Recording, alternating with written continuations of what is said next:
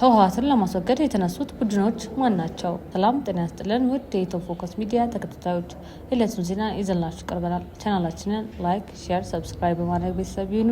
ወደ ዝርዝር ዜናችን እናልፋለን። በአዲስ አበባ የተመሰረተው የትግራይ የሰላምና የለውጥ ምክር ቤት ከዓላማዎቹ መካከል አንዱ በመፈንቅለ መንግስት ትግራይን የተቆጣጠረውን ኃይል ማስወገድ መሆኑን ስምረት ፓርቲ ለቢቢሲ ተናገረ።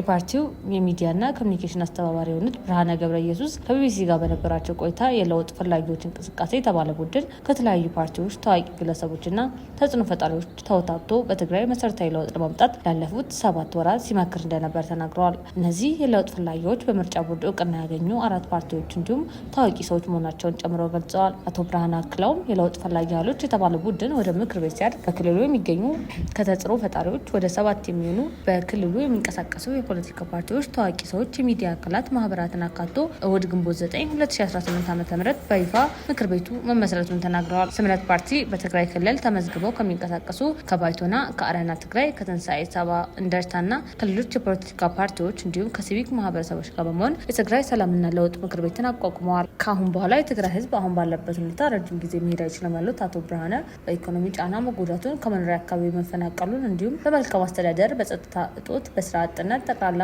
ክልሉ ምስቅልቅል ውስጥ መሆኑን ተናግረዋል። እሁድ ዕለት በአዲስ አበባ በይፋ የተቋቋመው ምክር ቤት የትግራይ ህዝብ በዚህ ደረጃ ረጅም ጊዜ መቆየት የለበትም ብሎ እንደሚያምን ተናግረው በአንድ ወር የአካልና የለውጥ ፈላጊ በሚያደርገው እንቅስቃሴ ጊዜው ሊያጥርም ሊረዝም በሚችልበት ሁኔታ ለውጥ ለማምጣት እንደሚሰሩ ተናግረዋል። የትግራይ ክልል ከዚህ ቀደም ከሀገሪቱ ክልሎች የተሻለ የሰላምና የመረጋጋት የልማት ጭላንጭል የነበረባት እንደነበረች ያስታውሱት አቶ ብርሃነ አሁን ደግሞ ከሁሉም የኢትዮጵያ ክልሎች የመጨረሻ ነች ሲሉ የክልሉ ሁኔታ እያሽቆለቆለ ነው ብለዋል።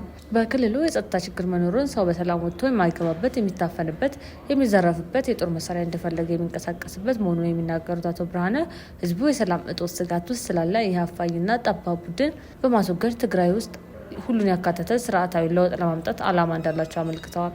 ምክር ቤቱ በክልሉ በመፈንቅለ መንግስት ስልጣን የያዘውን ቡድን በአጭር ጊዜ ከትግራይ ህዝብ ጫንቃ ማስወገድ ዓላማ እንደሆነ ተናግረዋል። በሁለተኛ ደረጃ ቡድኑ ከስልጣን ሲወገድ ክልሉ አላስፈላጊ ትርምስ ውስጥ እንዳይገባ የሰላምና ጸጥታ ማረጋጋት ስራ እንደሚሰራም ጠቅሰዋል። በሶስተኛነት አቶ ብርሃነ የምክር ቤቱ ዓላማ በማለት የጠቀሱት በክልሉ ሁሉንም አሳታፊ የሆነ ስርዓት መዘርጋትን ነው። አንዱ የበይ ተመልካች፣ ሌላኛው ደግሞ ተሳታፊ የሚሆንበትን የፖለቲካ ስርዓት በማስወገድ ሁሉን ያካተተ አቃፊና ሁሉንም አሳታፊ የሆነ መንግስት የመመስረት ዓላማ ይዘን እየተንቀሳቀስን ያለ ነው። የትግራይ የዲሞክራሲያዊ ስምረት ትግራይ የሚዲያና የኮሚኒኬሽን አስተባባሪ የሆኑት አቶ ብርሃነ ቡድኑ በማለት በተደጋጋሚ የሚጠሩት አካል በስም ጠርተው ግልጽ እንዲያደርጉ በቢቢሲ ህወሓት እንደሆነ የተጠየቁ ቢሆንም ግልጽ ያለ ምላሽ ከመስጠት ተቆጥበዋል። ታጣቂዎችና የጦር መሳሪያ አሰባስቦ ትግራይ ውስጥ እየዘረፈና እያመፀ እየገዛ ያለ በዝባጅ ቡድን አለ።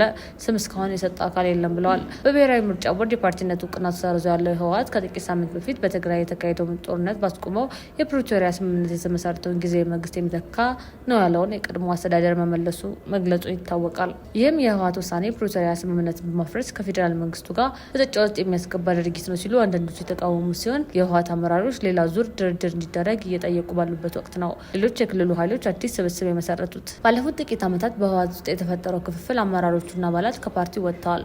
አቶ ብርሃንም ፓርቲው ተከፋፍሎ እርሳቸውን ጨምሮ ሌሎች አባላት የተለያዩ ፓርቲዎችን መመስረታቸውን ገልጸዋል። ክልሉን መሳሪያ ይዞ እየመራ ያለው አካል ራሱን የሚጠራበት ስም ቢኖረውም እሳቸው ግን ስም ጠቅሰው መጥራት እንደማይፈልጉ ተናግረዋል። ትግራይን ወደ ጦርነትና ወደ አላስፈላጊ ትርምስ ለማስገባት በመፈንቅለ መንግስት ትግራይን የተቆጣጠረ የሆነ ኃይል አለ። ይህን ኃይል ለማስወገድ ነው እኛ እየሰራን ያለ ነው። ስለዚህም የተንቀሳቀሱ ያሉት ህወሓትን ለመጣል ስለመሆኑ በቢቢሲ የተጠየቁት አቶ ብርሃነ ህወሓትን ለመጣል አይደለም፣ ህወሓትማ ከኢትዮጵያ ፖለቲካ ተሰርዟል፣ አሁን ያለው በህወሓት ስም የሆነ የተደራጀ ቡድን ነው ሲሉ መልሰዋል። ይህ አቶ ብርሃነ ቡድን ሲሉ የሚጠሩት አካል በፌዴራል መንግስቱ ስልጣናቸውን ለ1 ዓመት የተራዘመላቸውን የጊዜ አስተዳደሩን ፕሬዚዳንት በመፈንቅለ መንግስት አስወግዶ የተቆጣጠረው ስልጣን አለ።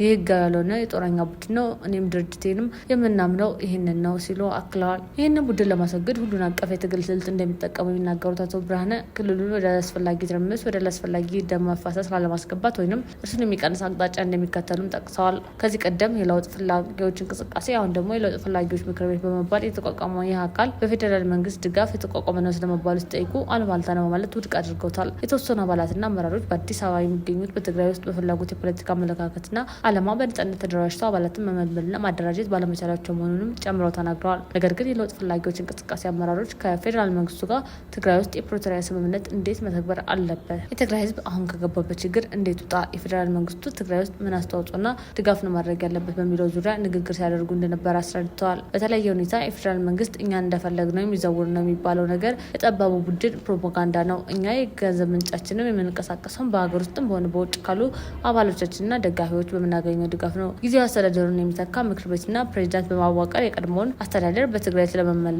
እስካሁን ከፌዴራል መንግስቱ በይፋ የተባለ ነገር የለም። እንዲሁም አዲስ የተመሰረተው የፖለቲካ ፓርቲዎችና የሲቪል ማህበረሰብ እንቅስቃሴ ጋር በተያያዘ ከትግራይ በኩልም ሆነ ከፌዴራል መንግስቱ የተሰማ ድጋፍ ሆነ ተቃውሞ የለም። የዕለቱ ዜና ይህን ይመስል ነበር። በሰላም ዋሉ።